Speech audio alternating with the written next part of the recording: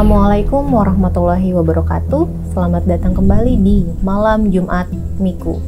Kali ini kita akan mendengarkan sebuah kisah horor yang langsung akan diceritakan oleh narasumber kita. Langsung saja kita sapa seorang narasumbernya ini. Apa kabar, Mi? Alhamdulillah baik. Tadi di balik layar kita sempat ngobrol nih, Mi. Katanya punya kisah horor ketika sedang di penginapan atau hotel. Ya, jadi sebenarnya kalau gue sih bukan orang yang terlalu sensitif ya sama hal yang begitu. Cuma emang nggak tahu beberapa kali gue ke hotel gitu nginep atau di villa, ada aja kejadian yang bikin aneh gitu, merinding gitu. Hal-hal yang begitu. Oke, nah jadi awalnya gimana, Mi, ceritanya nih ketika mendapatkan kisah-kisah horor di hotel ini? Ada beberapa sih, nanti bakal gue ceritain semuanya. Dulu yang pertama tuh gue inget banget pas gue staycation sama salah satu teman gue yang videografer kita juga ya. Guntur. Jadi gue nginep di salah satu hotel di Bandung.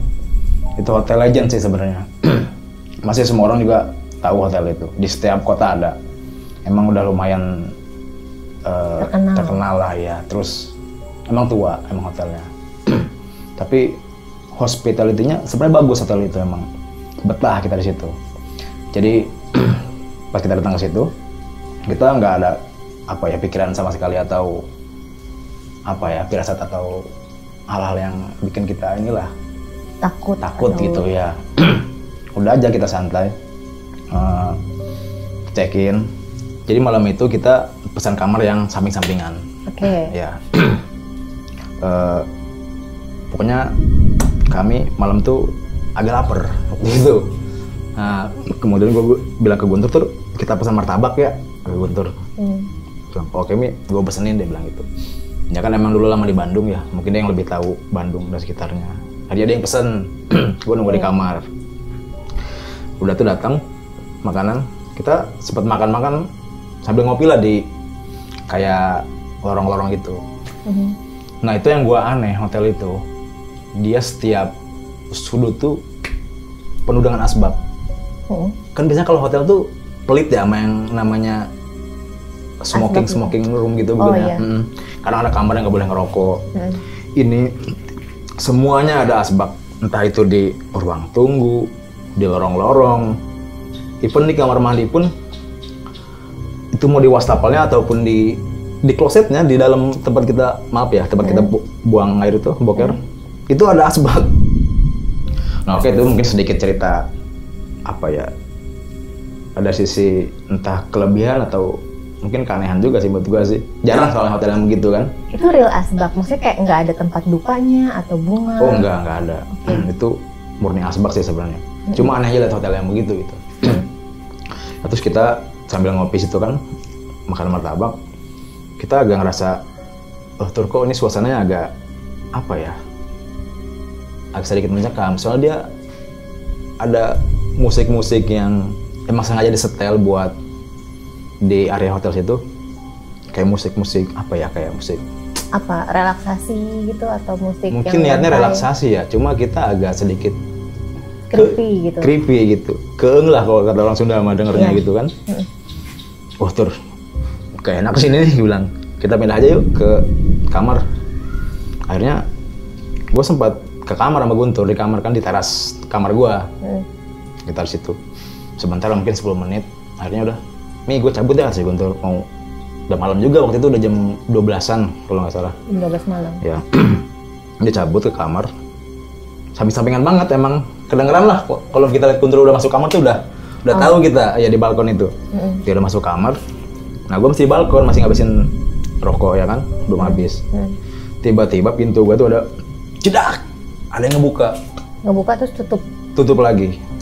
Nah itu kan kalau hotel ya, maksudnya nggak mungkin lah punya pakai pintu yang kunci biasa kayak kita kan. Dia kan sedikit ini aja kayak udah semacam vakum gitu ya, pintunya udah kerap langsung. Itu udah rapet. Wah di situ. Nah kebetulan di situ kan gue sama istri Guntur juga bawa istri waktu itu kan. Nah itu istri gue lagi hamil besar.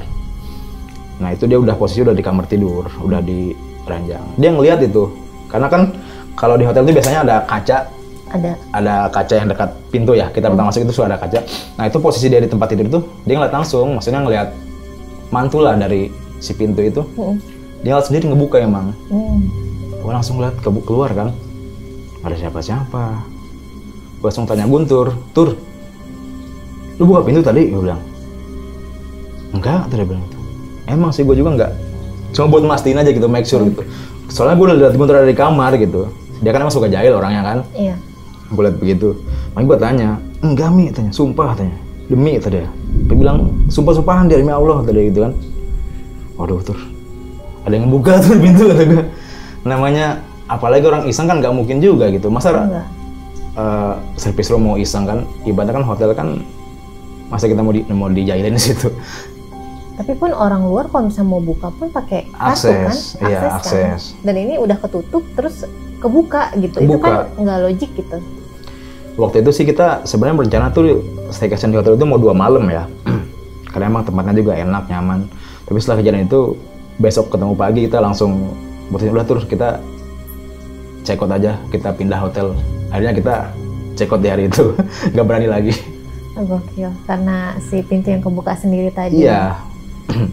Wah itu hotel Bandung tuh guys. Nah, next nih Mi, maksudnya lu dapet pengalaman apa lagi yang di hotel-hotel lainnya nih Mi? Waktu itu gue pernah sih nginap juga, kalau ini nggak jauh ya, di Tangerang juga.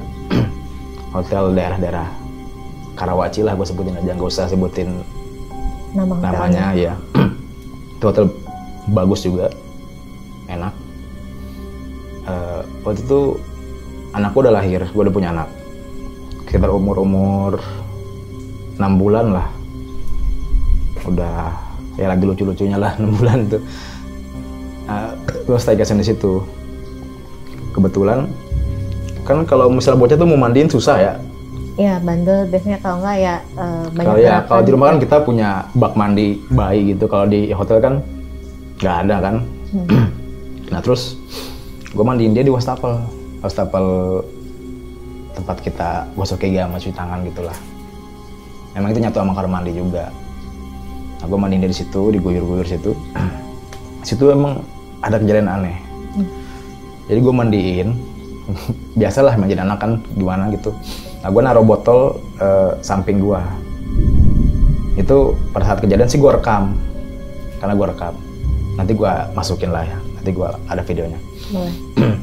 Gue rekam, udah aja gue taruh HP gue di pojokan gitu, udah aja gue mandi ngalir. Nah terus pakai sampo itu si botol itu gue taruh di samping gue ya kan. Itu sama sekali nggak ada orang lagi lah, gue cuma ada gue sama istri gue lagi mandiin anak gue itu. Pas gue taruh botol, sebelumnya tuh botol nggak in frame. Oke. Nah guyur. Pas gue lihat lagi di rumah itu, kok itu botol geser sendiri gitu. Iya.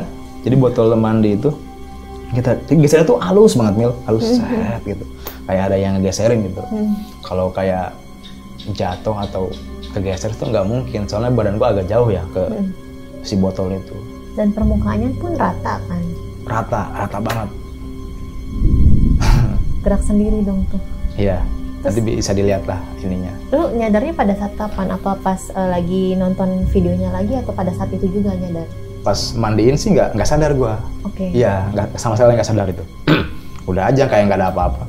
Nah, pas di rumah gua liat videonya, gua review kan, itu jelas banget gesernya itu. Dan itu bukan kayak gravitasi atau apa sih, gua yakin sih itu. Nah ini yang soal botol sampo gerak sendiri nih, lu ada ini takut lagi nggak untuk nginep di hotel itu? Ada rasa takut lagi nggak? Kalau gue sih enggak ya sebenarnya, maksudnya karena gue nggak terlalu sensitif juga sama hal gitu. Ya ada, emang ada, pasti ada kan. Cuma ya udahlah gitu. Berarti paling semalam aja gitu di situ? Semalam aja. Cuma kayaknya kalau istri gue sama anak gue ya kayaknya nggak bakal mau balik ke situ lagi gitu. Oke. Iya. Berarti mereka merasakan takut itu? Ngerasain. Ini luar biasa loh, udah ada dokumentasi videonya juga kan? Iya. Nah tadi juga lu sempet nunjukin tuh nih ke gue, ada suara anak kecil kerekam. Nah kalau ini ceritanya gimana nih? Oke, ntar ya, makan rokok dulu ya. Boleh.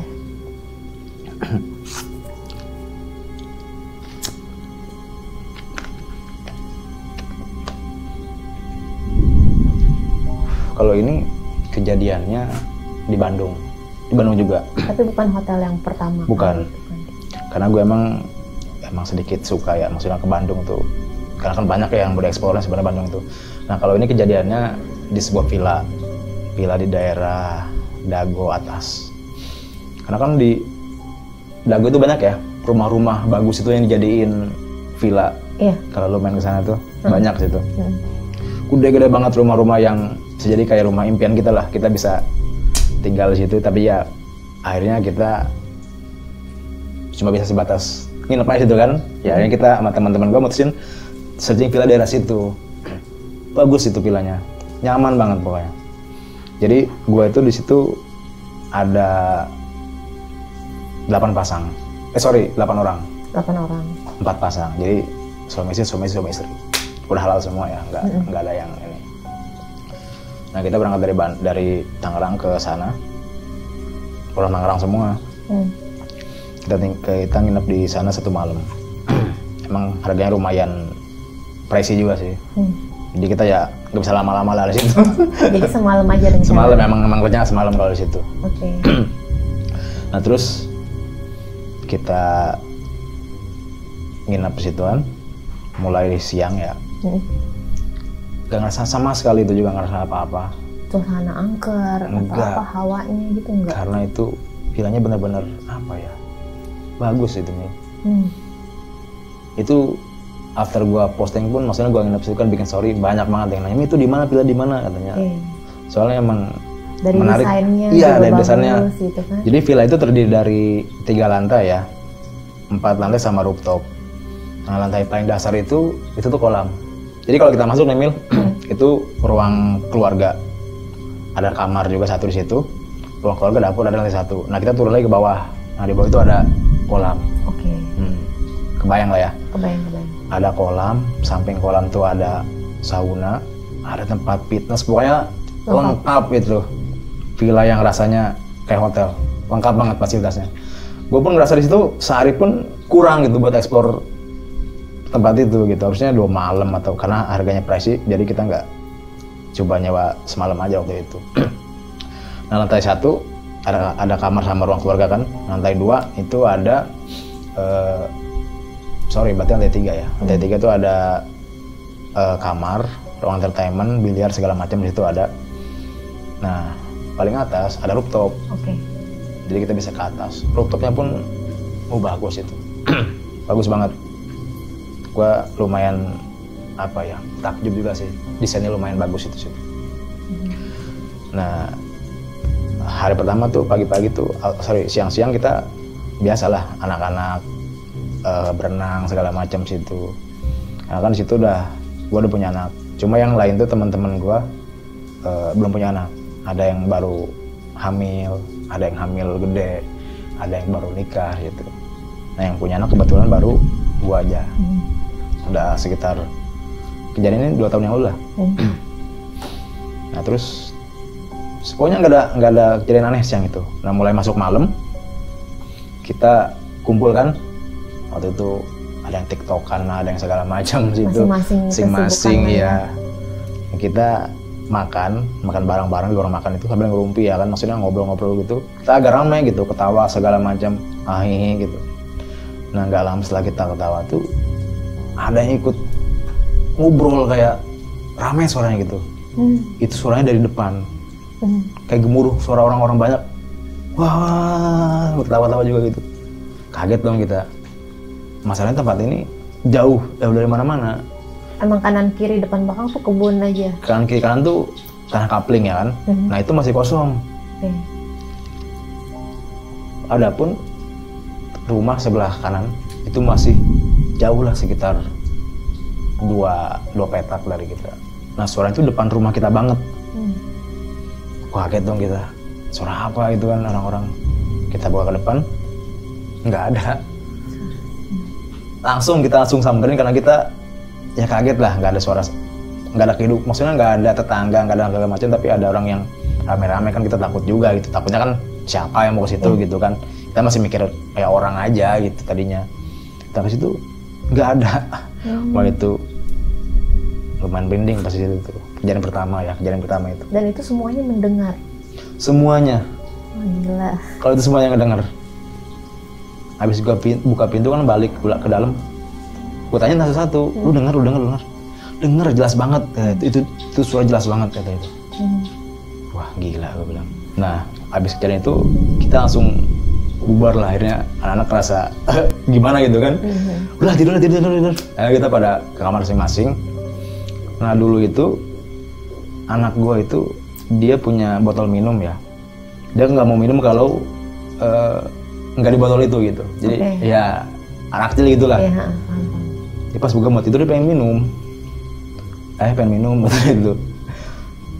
Minum di mana? Gue bilang. Ketinggalan di mobil katanya. Waduh, gue bilang. Udah habis sekian begitu. Ya? Mobil kan di depan kan. Udah sepi, udah gelap. Anak-anak udah pada tidur, kadang-kadang di luar, lampu udah dimatiin. Agak takut juga gue kan. Akhirnya gue, ya udah gue beraniin keluar gue. Ambil minum gitu kan, ambil botol itu di mobil. Lumayan spooky. Masuk ke mobil itu. Tapi alhamdulillah sampai lagi ke kamar nggak kenapa-napa sih, nggak ada apa-apa lagi. Nah terus selesai malam kan, besok pagi udah tuh kita nggak ada pikir kemana-mana lagi, udah kita enjoy aja lah gitu kan. Ya emang setiap tempat juga ada begitu kan. Ya udah kita enjoy aja, lanjutin kegiatan kita, sarapan. Nah tapi di sarapan ini temen gue ada yang ngeliat keanehan lagi gitu. Apa tuh? Kan gue sama anak gue sarapan tuh kan di meja, anak gue taruh di meja. Ada yang ngeliat kayak anak gue tuh kayak ngobrol, ada manusia lah, maksudnya ada ngobrol sama temennya, teman sendiri lagi, tapi nggak ada orang lain lagi di situ. Dia bilang ke gue, Mi, katanya, anak lu kayak lagi asik sendiri tuh ngobrol sendiri gitu. Iya, kayak main lah gitu, misalnya mimiknya gitu sama kelihatan ngomong sama temennya gitu. Tapi ya udahlah, biasa kali anak kecil mah gitu, gue bilang gitu. Udah aja, udah nggak ada itu lagi. Lanjut ke siang tuh, udah beres kegiatan semuanya, kita siap-siap mau pulang. Siap-siap mau pulang kan, biasa kita foto-foto. Nah, depan villa tuh kita ngambil gambar semuanya kan sama teman-teman yang lain. Kita minta tolong sama penjaga villa, Mas, fotoin kita kan. Nah kita siap foto. Nah pas dia foto, dia tuh salah ngambil format malah video. Oke, jadi harusnya foto ini dia malah foto, ke video gitu. Malah pencet video. Oke. Videonya mana ya? Oh ya udah kan ya, gue maju kan. Gue ambil, akhirnya gue benerin lagi nih, Mang begini. Oke, tuh di situ nggak ada kejadian apa-apa. Oke, lanjut kita foto-foto, beres lah pokoknya, udah selesai itu kan. Kita pulang. Nah di mobil teman-teman gue ngeliat foto-foto yang tadi. Nah yang video tadi itu ternyata mau dihapus kan, maksudnya kan karena bukan mobil video juga ya kan, mobil foto tadinya. Pas dibuka, ada suara anak kecil ngejerit teriak gitu. Teriak, kencang banget teriaknya. Gua sampai sekarang kalau denger video itu masih merinding. Bener. Kayak tadi kan gua udah kasih lihat videonya kan. Dan itu merinding loh. Ini boleh gua minta videonya ya? Boleh, nanti dimasukin. Ini dia videonya guys. Pas. Pakai Nova Kayu udah? Enggak. Oh ini video ya? Hah? Video. Oh ini video ya? Hah? Video. Nah, gimana? Dan itu lu menyadarinya telat gitu ya? Telat. Setelah di review sama teman gue di jalan tuh, itu tuh kan suaranya kan lantang banget. Ya. Wah jelas banget lah pokoknya itu. Sedangkan di situ tuh nggak ada anak kecil sama sekali kecuali anak lu gitu kan? Iya. Nah tapi pas pulang itu gue sempet mau cross check lah kan sama tukang penjaga villanya. Gue WA. Pak, mohon maaf, saya mau nanya, karena tadi gue ceritain kan gini. Oh boleh, katanya mau lihat videonya boleh, dibilang gitu. Dibilang, gua kirim akhirnya ke dia kan videonya. Ini Kang videonya. Kaget dia juga. Ih, buset katanya. Saya sih bisa pastiin itu bukan suara anak kecil ya, karena emang gak ada anak kecil di situ. Iya Kang, anak kecil cuma anak saya, dan anak kecil bisa diperhatiin anak saya tuh nggak teriak nggak apa gitu, diem. Dan pas kejadian nge-record pun nggak ada suara, kita nggak ngerasa ada apa-apa. Dan seperti yang lu bilang, villa itu tuh jauh dari pemukiman gitu Iya, kan. betul. Kanan kiri masih jauh. Jadi ya memang orang di villa itu lu dan kawan-kawan aja gitu. Iya, benar-benar. Terus gimana nih? Villa sebagus itu dengan pengalaman mistis yang lu dapet, masih tetap mau balik lagi ke sana? Gua sih kalau misalnya mau teman-teman lagi mau ajak ke sana lagi, boleh. Gua maksudnya nggak yang kapok ke situ, karena itu villanya bagus banget, recommended sumpah. Si mamangnya pun belum selesai nih. Oke. Pas gua WA itu sempat bilang, oh iya Pak katanya, mungkin itu mau kenalan aja kali ya. Sesuai kata gua. Tapi ada nanya nggak? Emang begini yang Mang Angker, atau sebelumnya pernah ada yang mengalami? Gua tanya, maksudnya kan Sang selama di sini pernah ngalamin ini enggak? Dia bilang, gua bilang hal-hal yang begitu gitu, karena gua baru ngalamin di situ kan, kejadian mistis itu.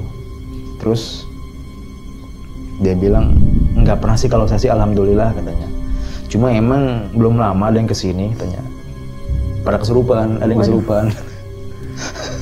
Ada yang kesurupan atau memang ada beberapa nih? Ada beberapa, katanya. Berarti banyak gitu. dong. Ya entah mungkin 2 atau 3 kali ya. Waduh, gue bilang. Untung ya? Iya, gue nggak ada yang teman-teman gue nggak ada yang kesurupan gitu. Iya. Dia sendiri yang bilang, si tukang villanya sendiri. Oke. Nah, selanjutnya ada lagi nggak Mi cerita tentang mistis di hotel yang pernah lu inapi atau di villa lain? Itu aja sih kayaknya. Oke. Dari beberapa tempat atau hotel yang pernah gue inapin, itu aja yang agak mencolok. Oke. Nah kan dari cerita pengalaman lu ini kan bisa disimpulkan kalau lu lumayan cukup hobi ya untuk staycation. Iya. Karena kan memang quality time juga dengan teman dan keluarga. Betul. Nah dari semua hotel atau villa yang lu inapi gitu atau yang lu reservasi, berarti lu list nggak nih, yang ini horor nih jangan gitu, yang ini oke lah boleh, atau emang hal itu tidak menjadi halangan untuk lu menginap di situ?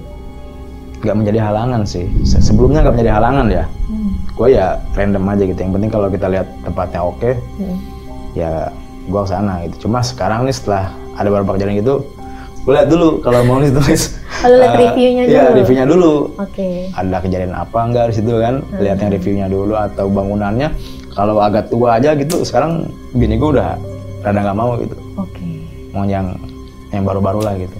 Tapi untuk yang villa ini sebenarnya sama sekali nggak ada bangunan tua horor atau gimana. Itu baru, gedung baru banget, gedung enak, nyaman, bersih. Yang ini pengecualian lah gitu iya. Ya. Nah itu dia guys cerita horor yang dialamin sama Fahmi. Dari sini mungkin kalian bisa ambil kesimpulan kalau misalnya mau bepergian ya silahkan kemanapun. Pastinya diawali dengan berdoa lah ya Mi ya. Iya pastinya. Dan untuk hal-hal gaib seperti itu ya memang sebenarnya tuh random aja, dimanapun pasti akan mengalami. Even itu mau di hotel, villa, gunung, pantai, dimanapun ada sebenarnya kan. Dimanapun ada, cuma memang momennya aja yang kita bisa dapat atau tidak, gitu kan. Jadi udah nggak usah takut terhadap hal-hal yang jadi halangan untuk kalian malah nggak jadi staycation gitu. Nah dari lu sendiri ada yang mau disampaikan nggak Nini? Kalau pesan dari gua sih, lu mau kemanapun, mau jalan, staycation di hotel villa manapun, itu nggak usah takut sih sebenarnya. Dimanapun juga kita bisa nemu kayak gitu. Soalnya lu mau di rumah aja pun kalau misalnya ya emang dia lagi pengen eksis, ya pasti ketemu gitu, pasti keluar gitu. Udah Bismillah aja, Insya Allah kalau kemana-mana tuh lancar lah. Oke. Ya itu dia kisah mistis yang langsung diceritakan oleh narasumber. Dan untuk kalian yang sudah support channel ini dengan cara like, subscribe, dan share videonya, kami ucapkan terima kasih. Dan untuk kalian yang ingin berbagi kisah mistisnya di channel ini, silahkan hubungin gue aja langsung ke DM Instagram di @mildakurnia12.